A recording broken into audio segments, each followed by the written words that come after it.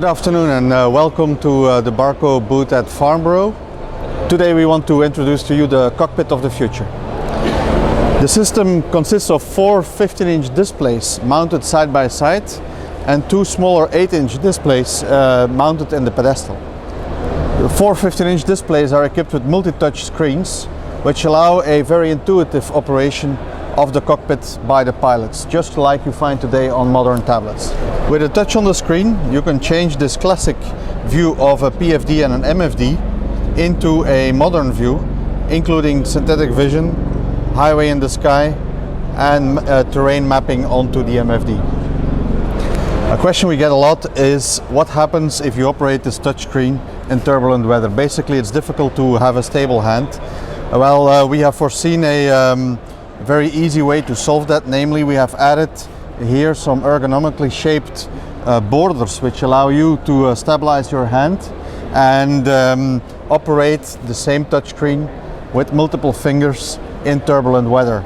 In that way, it is still possible to use this touchscreen technology even if your airplane is shaking around. The same here. Basically, you can stabilize your hand by grabbing the side and still operate the keypad. Imagine here your airplane is flying to an area of bad weather. You zoom in and you ask to air traffic control, can I have a deviation around the bad weather? Traffic control gives you a deviation to this waypoint called PEPAG. The classic way to do the deviation is by turning to your FMS system and adding PEPAG into the route. So let me add PEPAG into the FMS system. So I type PAPAG. I am of course not allowed to make any typing mistakes, otherwise I have to restart and add it into the flight pan, tell the computer to execute the turn towards PEPAG. So let me show you now how you can intuitively make that diversion to PEPAG. You basically hold with your finger the flight plan, you basically adapt the flight plan towards PEPAG, you execute the route, and your airplane is turning to PEPAG. A system which is far more intuitive, far faster than using the FMS to program your diversion.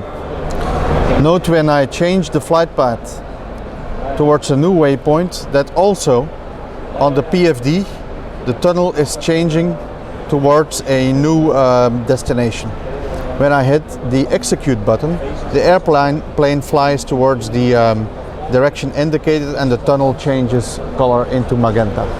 Note that when I change the flight path with my finger into a route which has a danger to colliding with mountains, that the flight path will change towards a red color, indicating that this flight path is too dangerous to execute and therefore it will not accept an execution of that flight path.